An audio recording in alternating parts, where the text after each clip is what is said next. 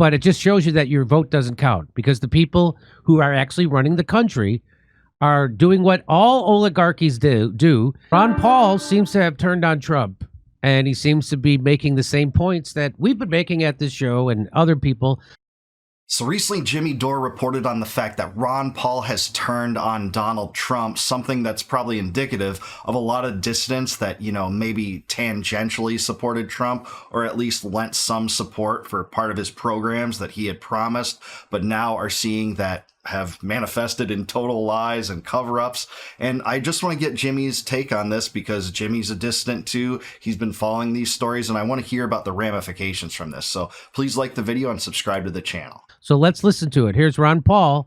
He tweeted this out. Tariffs would be easier to stomach if President Trump was draining the swamp like he was supposed to. Instead, we're just paying another tax for the swamp to keep growing.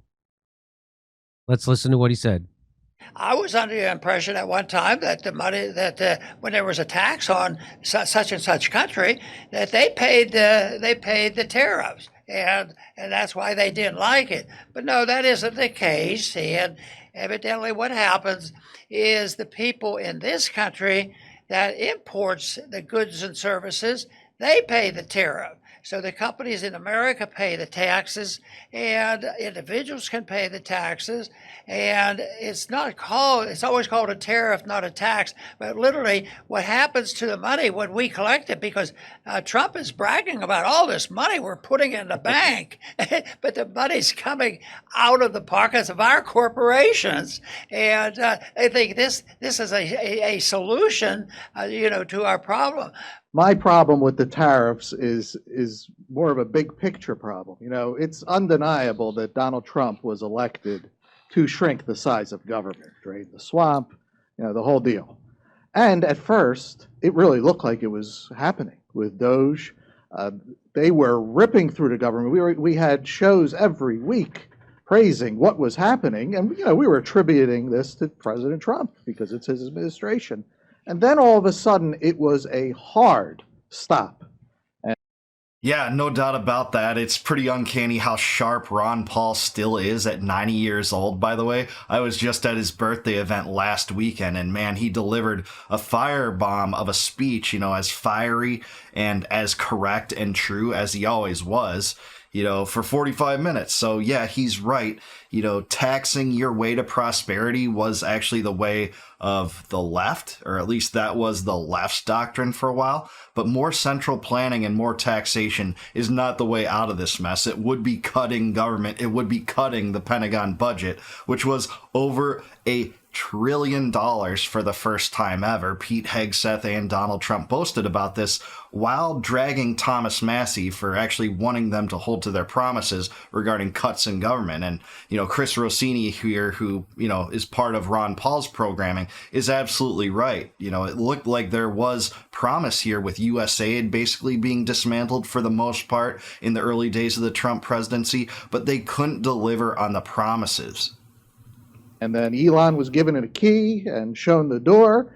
There was a big, beautiful bill, and we are heading in the other direction. Now government's expanding, racking up deficits, and Doge, as great as it was, it didn't even scratch the surface. He's right. They projected $2 trillion in government cuts, and I think codified something like $9 billion, which was nothing in the grand scheme of things because it was offset by $5 trillion in new debt spending under the big abominable bill, by extending the Biden-era CR that, again, Trump blasted Thomas Massie for opposing because of how much of a debt trap this was. Thomas Massie and Rand Paul and some others were among the few Republicans that called him out for this. But, no. Instead of, praising those people for having the same mentality he was supposed to have had during his campaign trail, he went out and said, I endorse Lindsey Graham. That's what Trump did. On what they could have done. So now we're going in the wrong direction. It's not shrinking, it's expanding. Debts, deficits, and Americans have another tax to pay, tariffs. On top of the million other taxes that we pay, we have tariffs. Now, if President Trump kept with the way it was going and shrinking the state, tariffs would be more palatable. we could swallow it, with and swallow our pride, even if you're against the tariffs. But it's not. It's not. He just added another tariff, and like you said, Dr. Paul, the Americans are paying it, and he's bragging about all the money that's coming in. Yeah, he's taking our tax money. That's nothing to brag about. That's not what we wanted. Exactly, and he markets this as if it's a tax on China, when it's not. It's a tax on you. It makes the products you buy more expensive. And guess what? It hurts your businesses too, no matter what the propaganda is about that, because input goods are used from China and India and other countries for help in expanding U.S. businesses. And consumers, there's nothing better for the worker than to reduce taxes. That's the best government program, if there was a government program, but this is an additional tax. So, wrong direction, and, we're not fans of tariffs, but if he was going in the right direction, we could at least, stomach a little bit. So that's Ron Paul falling off the Trump wagon, saying that he's doing the exact opposite. He's expanding government, which he is. And, he's supposed to come in and make government smaller. It's bigger government, and it's authoritarian. And you're not supposed make Israel greater again. That's Mega. right. Yeah. So that's wild to see. I mean, what he said, tariffs would be easier to stomach if President Trump was draining the swamp like he was supposed to. Instead, we're just paying for another tax for the swamp to keep growing.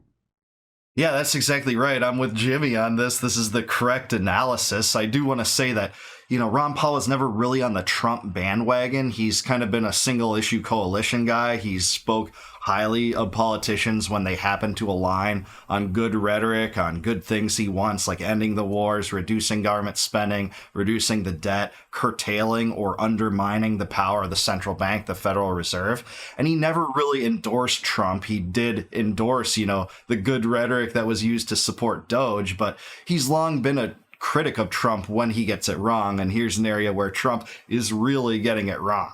There's more than one faction of swamp.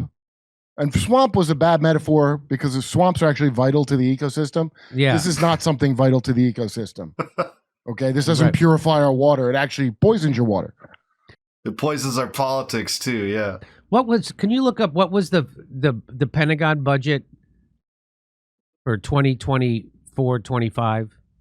I think it's like 850 billion, and now it's $1 trillion. What was it? Let's see. Let me ask Suri. Not enough. That's all I know, Jimmy.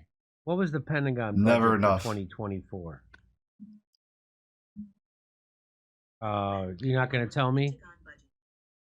I have $886.3 billion for 2024. That sounds right. The U.S. Defense.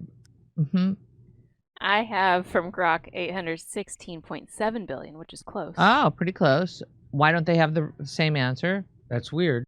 So you can see that the Trump era budget for the Pentagon is like 15 to 20% higher than it was under Biden. And they ripped that budget, by the way. Republicans said there's far too much spending and pork in these budgets. They're never going to chip away with it. It was all theatrics because, they basically celebrated this as if it was a monumental moment when they made it $1 trillion. But, and of course, they won't tell you. Pentagon budget for 2025 looks like it might be it's $1 trillion.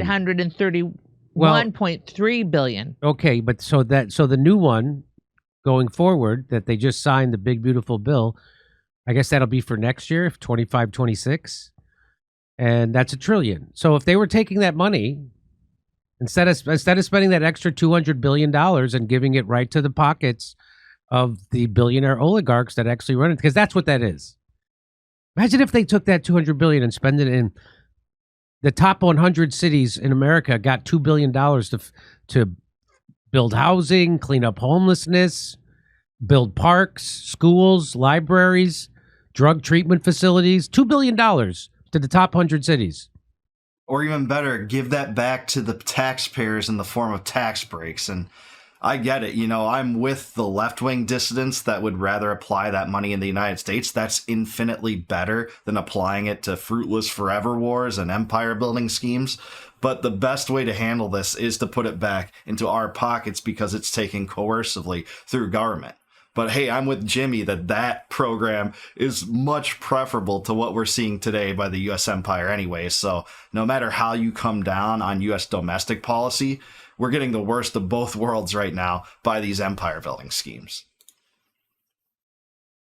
Imagine if they did that. We could have nice things, but it just shows you that your vote doesn't count because the people who are actually running the country are doing what all oligarchies do is they drain the wealth from the country and put it in their pockets, and they don't care if the country collapses because they're billionaires. They don't care. They don't care. As George Carlin said 30 years ago, they don't give an F about you. They don't care. And they're coming for your Social Security. And they're going to get it. Well, that part I strongly doubt. There's no evidence to suggest that there's any appetite to do away with Social Security, much to my dismay. But the rest of this, I totally agree with Jimmy on.